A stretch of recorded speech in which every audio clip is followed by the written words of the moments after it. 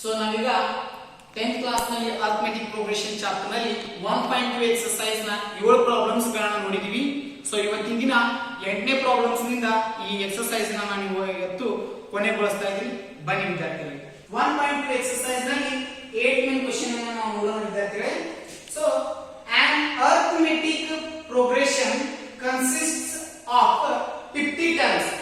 ಒಂದು arithmetic progression ಅದ, ಅದರಲ್ಲಿ 50 terms ಅದಾವು, of which third term is 12. It means third term is 12. It means ಮೂರನೆಯ ಪದವು 12 ಕ್ಕೆ ಈಕ್ವಲ್ ಆಗಿದೆ, ಅಂದ್ರೆ 12 ಐತಿ ಮೂರನೇ ಪದ. And last term is 106.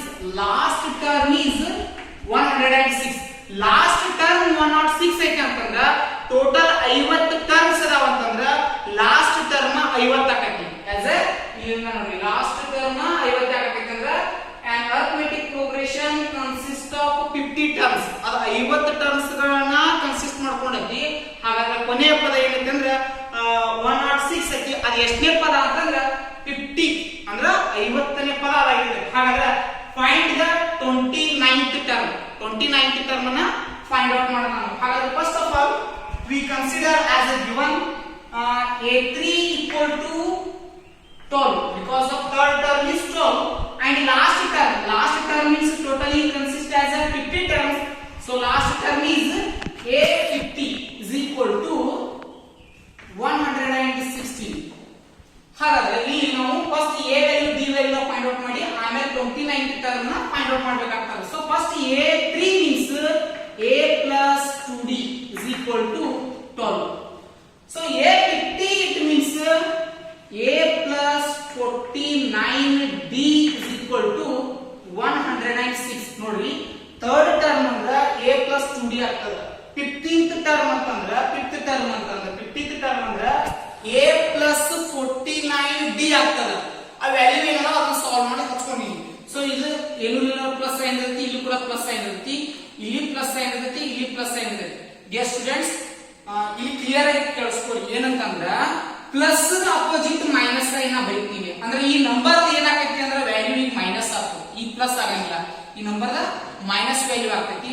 So ಇಲ್ಲಿ ಪ್ಲಸ್ ಐತೆ ಅಂದ್ರೆ ಮೈನಸ್ ಆಗ್ತದ, ಇಲ್ಲಿ ಪ್ಲಸ್ ಐತೆ ಅಂದ್ರೆ ಮೈನಸ್ ಆಗ್ತದ. ಹಾಗಾದ್ರೆ ಈಗ ಎ ಎರಡು ಕ್ಯಾನ್ಸಲ್ ಆಗ್ತವೆ, ಯಾಕಂದ್ರೆ ಇದು ಪ್ಲಸ್ ಎ ಇದು ಮೈನಸ್ ಎ. ಸೊ ಇಲ್ಲಿ 2d ಐತಿ, ಯಾ 2d plus 2d, this is on minus 49d. so minus ಇದು number minus sign, this number is plus sign. so opposite side we will be subtract the terms. 49 minus 2 is 47d, but we write minus sign because of a bigger number sign will be write down is equal to 106 minus 12 is 94. 106 plus 12 ಅಂದ್ರೆ 106 minus sine ಐತಿ, 12 plus sine ಐತಿ. Opposite sign ಇರೋ ಸಲುವಾಗಿ ನಾವು ಲೆಕ್ಕನ subtract ಮಾಡ್ಕೋಬೇಕಾಗೈತಿ. 106 ದಾಗ 12 ಅನ್ನ subtract ಮಾಡಿದ್ರೆ 94 ಆಕತಿ. ಈ ದೊಡ್ಡ ನಂಬರ್ ಸೈನ್ ಮೈನಸ್ ಇರೋದ್ರಿಂದ ಇಲ್ಲಿ ಮೈನಸ್ ಬೇಕು, ಈ ಮೈನಸ್ ಎರಡು ಏನಾಗ್ತಾವ್ರಿ ಕ್ಯಾನ್ಸಲ್ ಆಗ್ತಾವ. ಕ್ಯಾನ್ಸಲ್ ಆಗೋಣ, d is equal to 94. ಇದು 49 7 ಒಂದು d ಇಂಟು ಆಗಿದೆ, ಹೆಚ್ಚು ಕಡೆ ಹೋಗ್ತಂದ್ರೆ divided by 47. So 47 1s 47 2s as a 94. ಹಾಗಾದ್ರೆ d is equal to 2 ಅಂತಕ್ಕಂತ value ಏನಂತೂ ನಮ್ಗೆ ಸಿಗ್ತದೆ ವಿದ್ಯಾರ್ಥಿಗಳಿಗೆ. ಸೊ ಡಿ ವ್ಯಾಲ್ಯೂ ಸಿಕ್ತು ಅಂತಂದ್ರೆ ನಾವು ಈ ಒಂದು ಟರ್ಮ್ ತಗೊಂಡ ಎ ವ್ಯಾಲ್ಯೂ ಕೂಡ ಫೈಂಡ್ ಔಟ್ ಮಾಡಬಹುದು. ಹೆಂಗಂತಂದ್ರೆ a3 is an 12 is an given term. so a3 it means a plus 2d is equal to 12. so d is an 2, substitute in this form.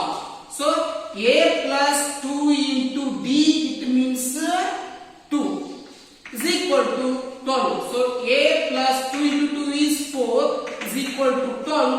so 4 ಆ ಕಡೆ ಹೋತಂದ್ರೆ a is equal to 12 minus 4 ಆಗ್ತದೆ. so 12 minus 4 ಅಂತಂದ್ರೆ it 8 ಅಂದ್ರೆ first term ಏನಾತ್ರಿ 8 ಅಂದ್ರೆ first ಗೆ ಅವ value first term 8, d2 ಐತಂದ್ರ 8 ಗೆ 2 add ಮಾಡಿದ್ರೆ ಅಂದ್ರೆ 10 ಆಕೈತಿ, ಅದ ಸೆಕೆಂಡ್ ಟರ್ಮ್ ಐತಿ.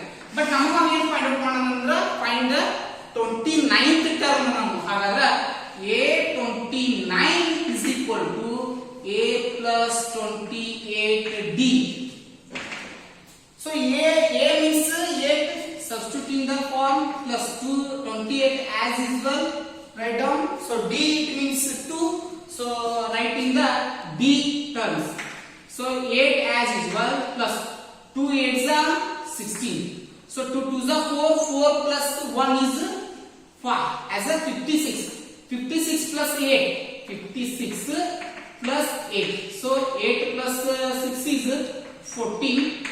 64 ಹಾಗಾದ್ರೆ 64 ಅನ್ನೋದು ಏನೈತೆ ಅಂದ್ರೆ 29th ಟರ್ಮ್ ಆಗೈತಿ. 29ನೇ ಪದ 64 ಅಂತಕ್ಕಂಥದ್ದು ನಮಗೆ ಇಲ್ಲಿ ಕಾಣ್ಕೋಬಹುದು ವಿದ್ಯಾರ್ಥಿಗಳು. Okay, problem if the third and ninth terms of an arithmetic progression are 4 and -8 respectively, it means third term is 4 and ninth term is -8. Third term is 4 and ninth term is -8. Which term of these arithmetic progression is 0? It means third term 4 ಅದ, ninth term -8 ಅದ. ಹಾಗಾದ್ರೆ ಈ ಒಂದು progression ಅಂತ consider ಮಾಡಿದಾಗ, progression term ಗಳನ್ನಾಗಿ consider ಮಾಡಿದಾಗ ಎಷ್ಟನೇ term ಅಥವಾ ಯಾವ ಟರ್ಮ್ 0 ಆಗಿರ್ತೈತಿ ಅಂತಕ್ಕಂಥದ್ದನ್ನ ನಾವು ಈ ಪ್ರಾಬ್ಲಮ್ ದಾಗ ಫೈಂಡ್ ಔಟ್ ಮಾಡೋಣ ಬನ್ನಿ. ಸೊ ಇಲ್ಲಿ ಏನೈತಿ ಅಂತಂದ್ರೆ first we write given terms as a3 is equal to 4 and a9, it means ninth term is -8. So a3 it means a plus 2d is equal to 4 and a9 means ninth term is a plus 8d is equal to -8. ಇದು plus sine, ಈ number ಕೂಡ plus, ಈ number ಕೂಡ plus. So by elimination method ನಾವು ನೋಡ್ಕೊಂಡಾಗ ಇದು minus sine ಆಗೈತಿ, ಇದು plus ಐತಂದ್ರೆ ಇದ್ರ ಅಪೋಸಿಟ್ ಮೈನಸ್, ಇದು ಪ್ಲಸ್ ಐತಂದ್ರೆ ಇದ್ರ ಅಪೋಸಿಟ್ ಮೈನಸ್, ಇದು ಮೈನಸ್ ಐತಂದ್ರೆ ಇದ್ರ ಅಪೋಸಿಟ್ ಪ್ಲಸ್ ಬರ್ತೈತಿ. ಸೊ ಆಗ ಈ a ವ್ಯಾಲ್ಯೂದ ಮೈನಸ್ ಸೈನ್ ಆಯ್ತು, 8d ವ್ಯಾಲ್ಯೂದ ಮೈನಸ್ ಸೈನ್ ಆಯ್ತು, 8 ದ ಮೈನಸ್ ಆಗಂಗಿಲ್ಲ ಪ್ಲಸ್ ಸೈನ್ ಆಗೈತಿ. ಇವು ಕೆಳಗಿನ ಇರೋಲ್ಲ ಅವೇ ಆ ನಂಬರ್ ಸೈನ್ ಆಗ್ತಾವ. ಸೊ ಈ plus a minus a get cancel ಅಥವಾ ಸಬ್ಸ್ಟ್ರಾಕ್ಟ್ ಆಗಂದ್ರೆ 0 ಉಳಿತದ ಟರ್ಮ್. ಸೊ ಇಲ್ಲಿ ನೆಕ್ಸ್ಟ್ ಇಲ್ಲಿ ಮೈನಸ್ 8d ಐತಿ, ಇಲ್ಲಿ ಪ್ಲಸ್ 2d ಐತಿ. 8d ಒಳಗ 2d ನ ಸಬ್ಸ್ಟ್ರಾಕ್ಟ್ ಮಾಡಿದ್ರೆ 6d. So bigger number sign will be write down as a minus is equal to 8 is a plus sign, 4 is a plus sign, same sign you will be add the terms. 8 plus 4 is 12. Which 4? Which 12? Plus 12. Because of a bigger number sign is plus, you will be write down. ಹಾಗಾದ್ರೆ ಇಲ್ಲಿ 6d ಅನ್ನೋದು minus 6d ಅನ್ನೋದು ವಿದ್ಯಾರ್ಥಿಗಳೇ -6d ಒಳಗ d ಗೆ -6 ಅನ್ನೋದು ಇಲ್ಲಿ into ಆಗಿರ್ತೈತಿ. ಸೊ ಈ -6 ಅನ್ನ ಆ ಕಡೆ ತಗೊಳ್ಳುವಾಗ ಡಿವೈಡೆಡ್ ಬೈ -6 ಆಗೈತಿ.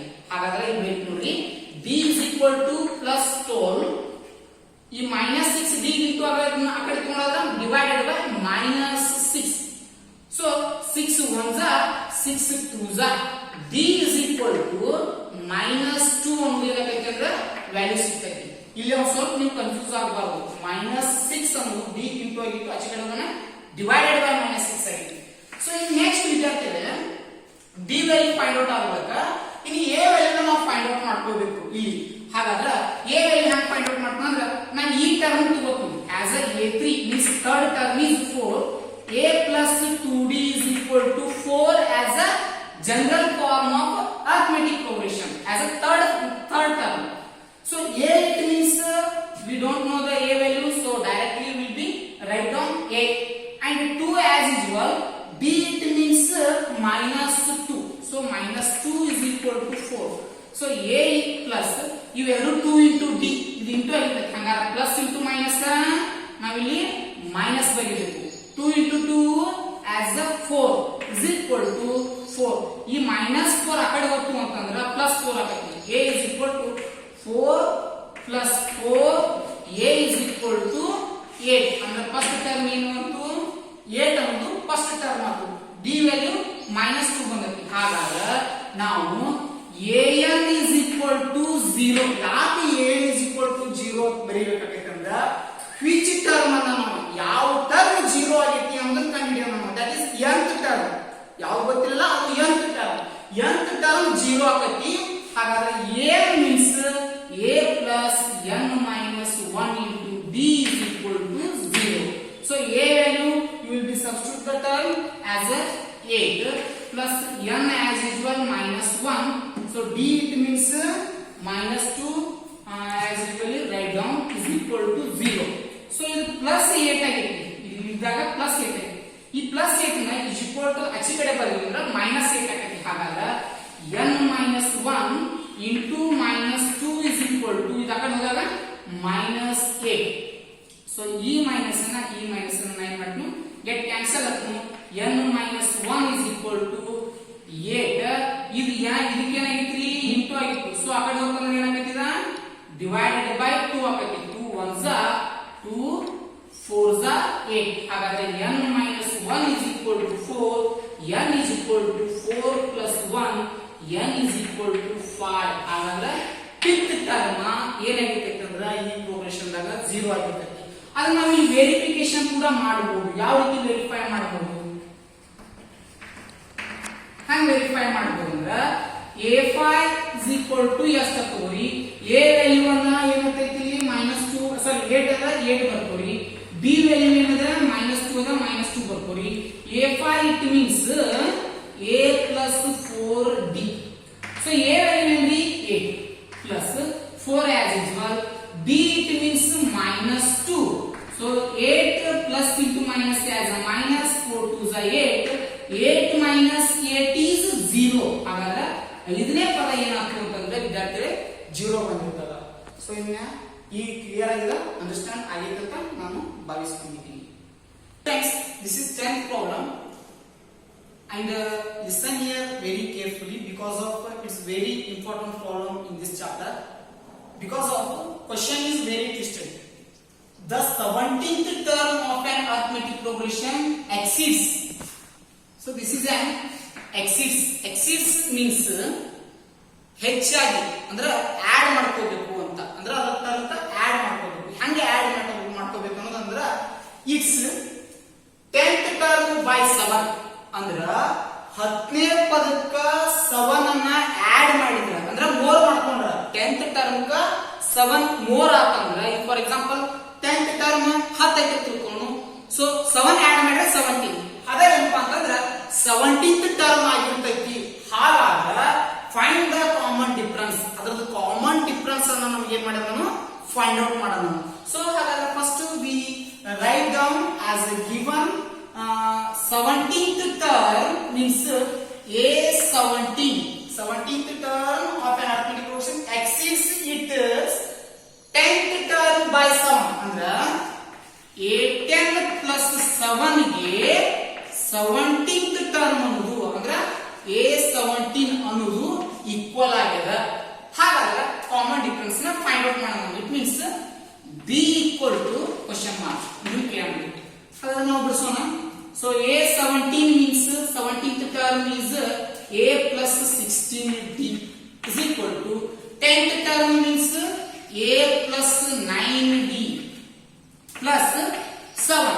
ಸೊ ಈ a plus a ಈ 9d ಇವೆರಡು ಈ ಕಡೆ ತಗೊಂಡು ಬರೋಣ. ಅಂದ್ರೆ a plus 16d ಈ a ಈ ಕಡೆ ಬಂದ್ರೆ ಮೈನಸ್ a, ಈ 9d ಈ ಕಡೆ ಬಂದ್ರೆ minus 9d is equal to plus 7. So ಈ plus a minus a subtract ಮಾಡಿದ್ರೆ 0 ಬರ್ತದೆ. 16d ಮೈನಸ್ 9d ಅಂತಂದ್ರೆ 16d ದಾಗ 9d ಹೋದ್ರೆ 7d ಉಳಿತದ. ನೋಡಿ 16 ದಾಗ 9 ಹೋಯ್ತು, ಹೋಗೋಣ ಎಷ್ಟು ಉಳಿತು 7 ಆಯ್ತು. ಬಟ್ ಬಿಗ್ಗರ್ ನಂಬರ್ ಸೈನ್ ಏನೈತಿ plus, will be right down the plus sign is equal to plus 7. So ಈ 7 ಪ್ಲಸ್ 7 ಅನ್ನೋದು d ಕ ಇಂಟು ಆಗಿತ್ತು. So d is equal to plus 7. ಈ plus 7 ಆ ಕಡೆ ಹೋದ್ರೆ divided by plus 7. 7 7 get cancel. d is equal to 1. ಹಾಗಾದ್ರೆ ಕಾಮನ್ ಡಿಫರೆನ್ಸ್ ಯಾವುದು ಇರ್ತೈತಿ ಇದ್ರಾಗ ಅಂದ್ರೆ 1. So it's 1. 11th one question is very important. Which term of the arithmetic progression? ಎಷ್ಟನೇ ಪದ ಈ ಕೊಟ್ಟಿರ್ತಕ್ಕಂಥ ಸೀರೀಸ್ ದ ಯಾವ ಪದ 3 15 27 39 so on ಇದೊಂದು arithmetic progression sequence 3 15 27 39 so on. It means infinite arithmetic series will be 132 more than 54th terms. 54ನೇ ಟರ್ಮ್ಗಿಂತ 132 ಹೆಚ್ಚಾಗೈತಿ. ಅಂದ್ರೆ 54ನೇ ದಿವಸಕ್ಕೆ ಹೋಗಿ ಅವನು ಏನು ಅಮೌಂಟ್ ಹಾಕ್ಯಾನಲ್ಲ ಒಂದು ಇದ್ರೊಳಗ ಅದರ ಜೊತೆಗೆ 132 ರೂಪಾಯಿನೂ ಎಕ್ಸ್ಟ್ರಾ ಒಂದು ಡಬ್ಬಿ ಒಳಗೆ ಹಾಕ್ಯಾನ. ಒಂದು ಡಬ್ಬಿ ಅದ, ಆ ಡಬ್ಬಿ ಒಳಗೆ 54th ಟರ್ಮ್ ದಿವಸ ಅಂದ್ರೆ 54ನೇ ದಿವಸ ಒಂದು ಅಮೌಂಟ್ ಇರ್ತದ. ಆ ಅಮೌಂಟ್ ಹಾಕೋದ್ರೊಂದಿಗೆ 132 ರೂಪಾಯಿ ಎಕ್ಸ್ಟ್ರಾ ಹಾಕ್ಯಾನು. ಹಾಗಾದ್ರೆ 54th ಟರ್ಮ್ ಪ್ಲಸ್ 132 ಆಡ್ ಮಾಡಿದ್ರೆ ಅದು ಇದ ಸೀಕ್ವೆನ್ಸ್ ನಾಗ ಇರತಕ್ಕಂತಹ ಎಷ್ಟನೇ ಟರ್ಮ್ ಈಕ್ವಲ್ ಆಕೈತಿ ಅಂತಕ್ಕಂಥದ್ದನ್ನ ಈ ಪ್ರಾಬ್ಲಮ್ ನಲ್ಲಿ ವಿದ್ಯಾರ್ಥಿಗಳೇ ನಾವು ಫೈಂಡ್ ಔಟ್ ಮಾಡಬೇಕಾಗುತ್ತೆ. ಸೊ ಹಾಗಾದ್ರೆ first we right as a given terms. It is a sequence 3 15 27 39 so on. It is a given sequence of the arithmetic progression. So first term it means a equals to 3. B it means it is the first term, it is the second term, it is third term, it is the fourth term. So B it means a2 minus a1. a2 minus a1. So a2 is 15 minus as usual a1 it means 3. So 15 minus 3 is 12. So it is a common difference of a given arithmetic series. So a value 3 bantu, b value 12 bantu. ಹಾಗಾದ್ರೆ ವಿದ್ಯಾರ್ಥಿಗಳೇ ಇಲ್ಲಿ ನಾವು clear ಆಗಿ ಏನು ಮಾಡ್ಕೋಬೇಕಾಗುತ್ತೆ ಅಂತಂದ್ರೆ ಈಗ ಕೊಟ್ಟಂತ ಕಂಡೀಷನ್ ಪ್ರಕಾರ a54 plus 132 ಅಂತಕ್ಕಂಥದ್ದನ್ನ ನಾವು ನೋಡ್ಕೋಬೇಕು. ಈಗ ಎಷ್ಟನೇ ಟರ್ಮ್ ಆಗೈತಿ ಅಂತಾನು ಸೊ ಫೈಂಡ್ an. an ಅಂದ್ರೆ ಅದು ಎಷ್ಟನೇದಾಗೈತಿ n ಅನ್ನೋದನ್ನ ಫೈಂಡ್ ಔಟ್ ಮಾಡಬೇಕು. ಹಾಗಾದ್ರೆ a54 ಇಟ್ ಮೀನ್ಸ್ ನಾವು ಫೈಂಡ್ ಮಾಡಬೇಕಾದ್ರೆ a plus 53d ಅನ್ನ ಯೂಸ್ ಮಾಡಬೇಕು. 54th ಟರ್ಮ್ ಒಂದು a plus 53d ಆಗಲ್ಲ. Plus as usual 132 is also as usual is equal to an.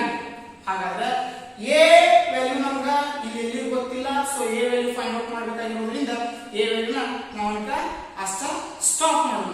So a as usually so a value ಗೊತ್ತದ ಏನದ ಸಾರಿ a value 3 ಅದ. So 3 ಅನ್ನ ಇಲ್ಲಿ ಬರಬಹುದು ನಾವು. So plus 53 as usual b it means plus 12. So plus 132 is equal to am. ಹಾಗಾದ್ರೆ 3 plus 53 into ಏನ್ ಮಾಡಬೇಕಾಗಿ 12. So 53 12 ಏನಾಗ್ತದ ಅಂತಂದ್ರ 636 plus 132 is equal to am. So 636 plus 3 plus 132 is an 771 as equal to an.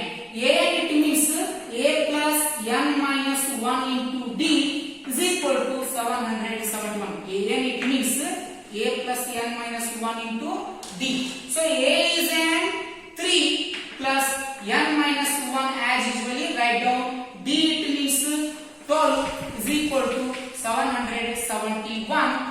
n minus 1 into 12 is equal to 771. ಇದು plus 3 ಐತಿ, ಆ ಕಡೆ ಹೋಗ್ತು ಅಂತಂದ್ರೆ ಮೈನಸ್ 3 ಆಗೈತಿ.